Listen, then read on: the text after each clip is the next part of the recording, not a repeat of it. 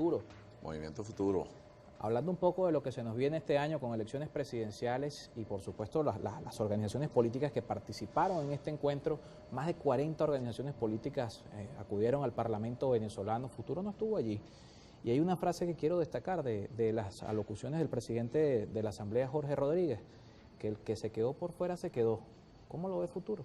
Me parece que esa ruta que se nos viene, los que no... Mira, nosotros siempre hemos coincidido con muchos factores políticos del país, incluso con parte de la comunidad internacional, que ha sugerido una salida pacífica en Venezuela.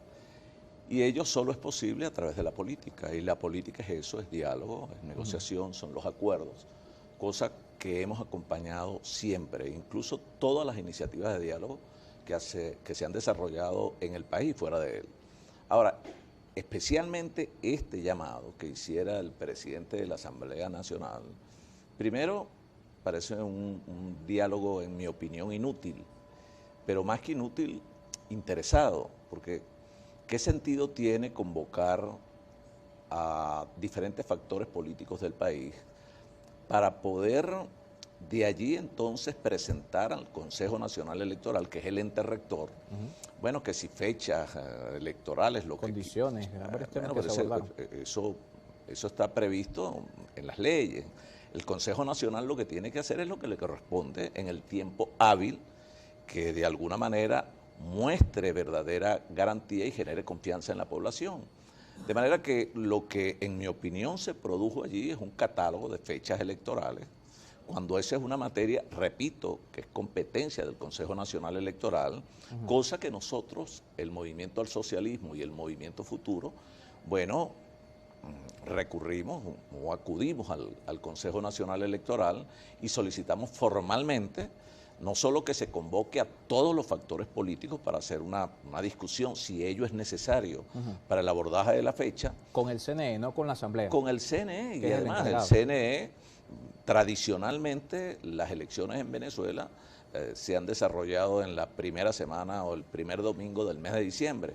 No obstante, recordemos que han habido excepciones, caso de mayo 2018. Claro. Sin embargo, es una materia que por mandato de la Constitución, porque está establecido en las leyes, le corresponde, no es un favor que se le está pidiendo al Consejo Nacional, ni es además una gracia que ofrece la Asamblea Nacional o el gobierno a los factores políticos que hacemos vida en Venezuela. Es una obligación, ellos tienen ya esta fecha, que anunciar no solo una fecha para la elección presidencial, sino un cronograma completo que vaya preparando todo cuanto requiere el proceso electoral presidencial, cosa con la que nosotros estamos de acuerdo. De manera que ese llamado, repito, que hiciera la Asamblea Nacional, pareció desde el primer momento inútil y además ineficaz. Porque, pero, en fin de cuentas, se ha vendido posterior a este llamado ahora el acuerdo de Caracas, que es algo superior, algo mucho más completo que el acuerdo de Barbados. Bueno, ese es el calificativo que le da el propio gobierno a través de la Asamblea Nacional Electoral, de la Asamblea Nacional. Pero para Henry Falcón no es más representativo que estén allí, y además Henry Falcón estuvo en 2021 en las elecciones regionales, forma parte de ese 85% de los votos que dicen están representados en esa mesa, está Fede Cámaras y otra serie de organizaciones que de la vida social, de otros sectores distintos al G4 y a la realidad del país es otra, Carlos. La realidad, recordemos que en Venezuela, particularmente, la dinámica política es muy cambiante. Muy cambiante.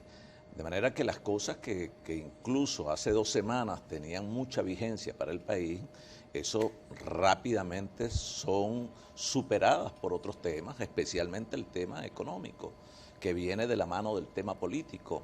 Yo creo que aquí hay cosas que, y así lo sosteníamos en su momento cuando se iniciaron los diálogos, primero los diálogos en Venezuela, después los diálogos de Barbados, el diálogo en República Dominicana, etcétera. Siempre dijimos, oye, está bien, tenemos que abordar el tema político, pero la prioridad de la gente es la economía, cómo resolver el problema del salario, el problema del desempleo, el problema de la inflación. Ese es el problema real de Venezuela. De manera que La política determina los acuerdos también para poder tomar las grandes decisiones en materia económica, pero eso no se condujo de esa manera. Y el diálogo fue un diálogo muy cerrado, cuando debió ser un diálogo muy amplio, muy abierto, con actores de la política, con actores de la economía y también con actores sociales. Y cuando digo el diálogo con actores de la política, hablo de la diversidad, de los factores políticos que en Venezuela son muchos, no están concentrados en una coalición. Y yo creo que hoy, frente a lo que reclama el país está reclamando un cambio de conducción de Venezuela, y eso pasa por cambiar el presidente, pasa por cambiar el gobierno. En mi opinión, yo creo que se agotó, no tienen ninguna posibilidad ni capacidad de maniobra para resolver las necesidades o los problemas que se inscriben en las necesidades más sentidas de la población. De manera que ese cambio político hoy requiere la participación, el concurso de todos, sin excepción, todos somos necesarios. Entonces, de allí que esa dinámica que hoy muestra el país, oye, va teniendo siempre como prioridades estos temas, el tema de la economía, el tema de lo social, buscar mejores equilibrios sociales, la resolución del problema de los servicios, especialmente el servicio de prestación de salud pública, servicios como el agua, la electricidad, etcétera, que siguen siendo un calma para los venezolanos. Que están quedando en segundo plano en esta discusión, Claro. tanto en Caracas como en Barbados. Nos toca hacer una pausa porque en ambos escenarios se habló por encima, por supuesto, de estos temas de garantías electorales, de revisión de inhabilitaciones políticas.